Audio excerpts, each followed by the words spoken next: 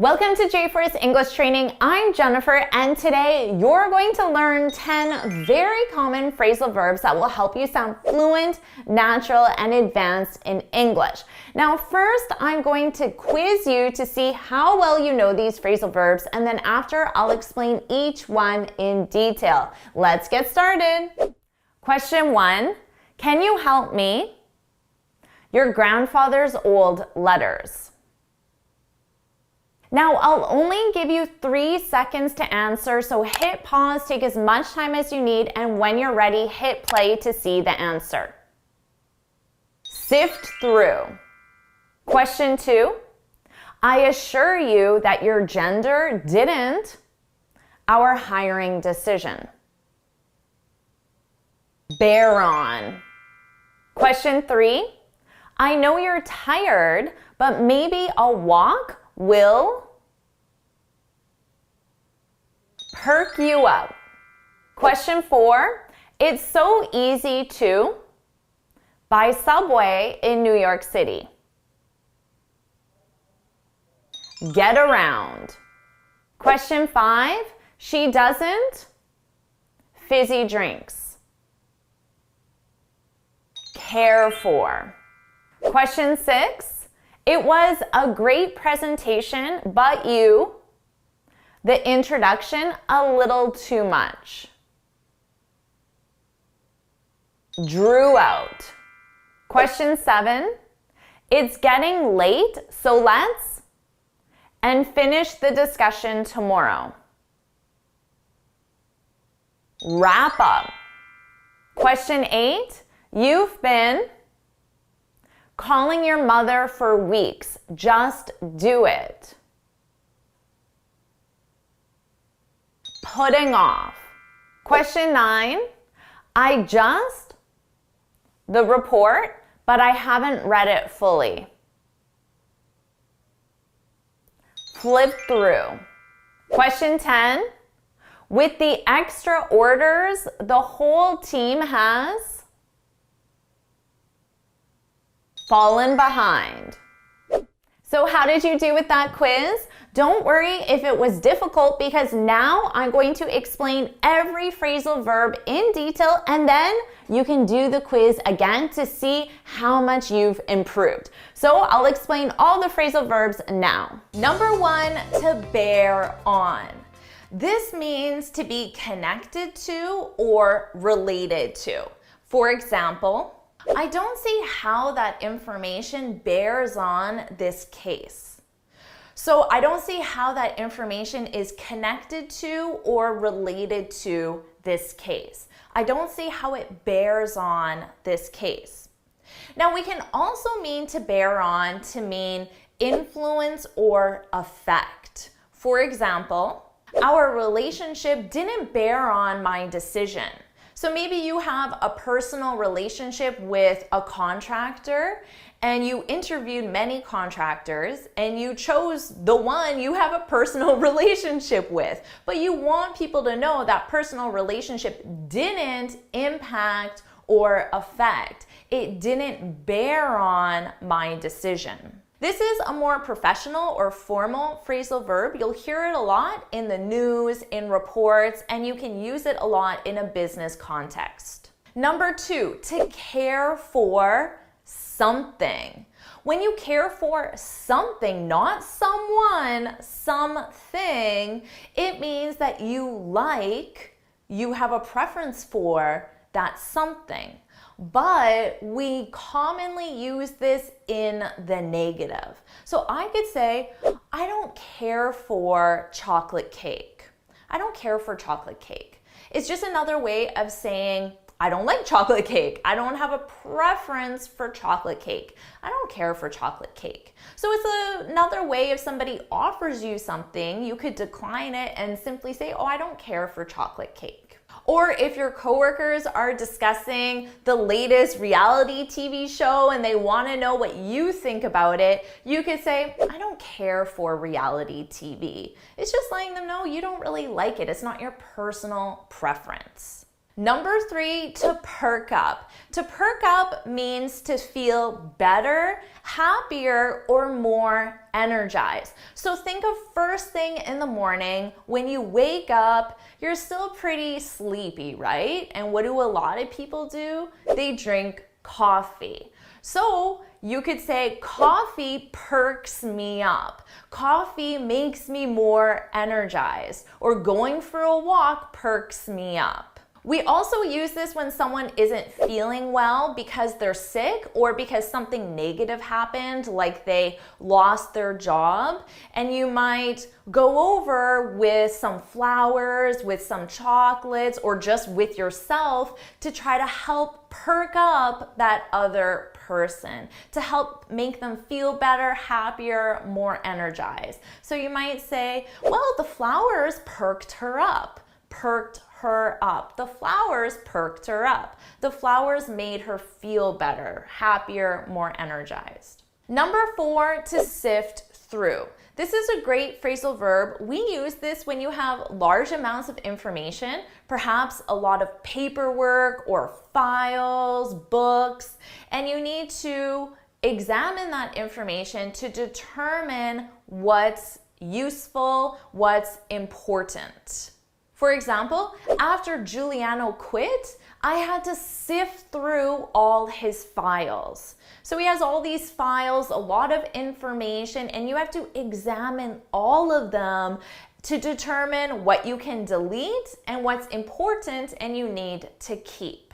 Or at home, maybe you're going through your grandmother's photo albums and she has 20, 30 different photo albums. So you might ask your brother, can you help me sift through these photo albums? So you're going to examine them to determine what pictures you want to keep and what pictures you want to get rid of. Maybe you don't know who's in that photo or the quality is really bad.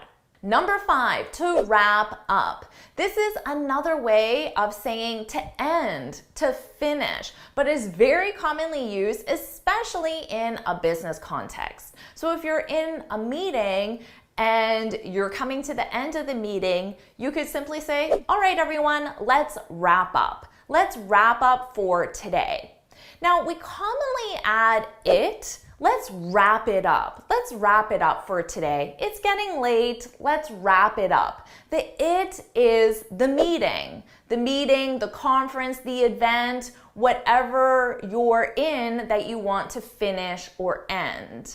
Or you could say, how should we wrap up the conference? How should we finish or end the conference? You want to do it in a memorable way, right? How should we wrap up the conference? And then you can have a discussion on that. Number 6, to flip through.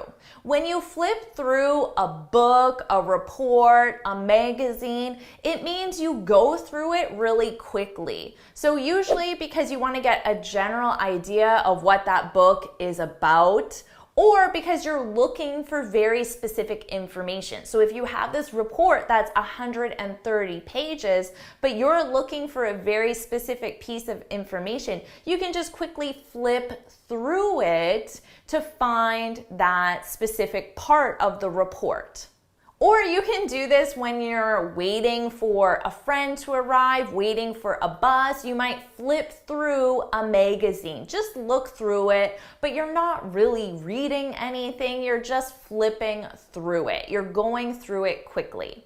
Number 7, to draw out. When you draw something out, you make it a lot longer than necessary or needed. So it's usually used in a more negative context. For example, he really drew out his speech. He made the speech a lot longer than it needed to be, or that it should have been. So it's more of a negative. It's criticizing the speech. Or you could say, they really drew out the ending of the movie. So maybe you were enjoying the movie, but then the end was just really long, way longer than it needed to be. And you're wondering, when is this movie going to end? They really drew out the end of the movie. Number 8, to fall behind. This is a great phrasal verb for both a professional context and a personal context. When you fall behind, it means you make less progress than wanted or needed. Let's say you were off sick from work for over a week. Well, you're definitely going to fall behind. You're going to make less progress than needed because you have a deadline, or than just you simply wanted to make because you were gone for an entire week. So often we can fall behind because we're sick, or there's a competing deadline or competing project or something going on in your personal life. But it could also simply be because we didn't work hard enough or fast enough and we fell behind. So in a school context, if you don't spend enough time reading or doing your homework, your exercises, you might fall behind. And if you fall behind, you might have to ask your professor for an extension on a specific assignment. Number 9, to get around. This is when you move from place to place within a specific location. So let's say the location is your city and I'm visiting your city. I could ask you, what's the best way to get around? What's the best method of transportation to go from place to place within your city? So what would you say? What's the best way to get around in your city? And then you can say, oh, Jennifer, you can easily get around on foot, which means you can walk from location to location because your city is very small. Or you might say you definitely need a car to get around. Maybe your city is quite large and spaced out, and it's not possible to walk. So you need a car to get around, to go from place to place. So this is an extremely useful phrasal verb when you're a tourist, because you should absolutely know how to get around in the city you're visiting. And finally, number 10, to put off. When you put something off, it means you delay it or postpone it. Now, you could put off a meeting. You could delay or postpone a meeting for a specific reason. You might say, let's put off the meeting until next week. So let's delay the meeting until next week. A lot of times people will put off things that are unpleasant, things they don't want to do. For example, I've been putting off asking my boss for a raise. I've been putting off asking my boss for a raise. So notice the gerund verb. I've been putting off asking. I've been putting off cleaning my closet. I've been putting off buying new tires. So you need that gerund verb. And why are you delaying it, postponing? Because it's uncomfortable, unpleasant. Now that you're more comfortable with these phrasal verbs, how about we do that same quiz again so you can see how much you've improved. Here are the questions. Hit pause, take as much time as you need, and when you're ready, hit play to see the answers.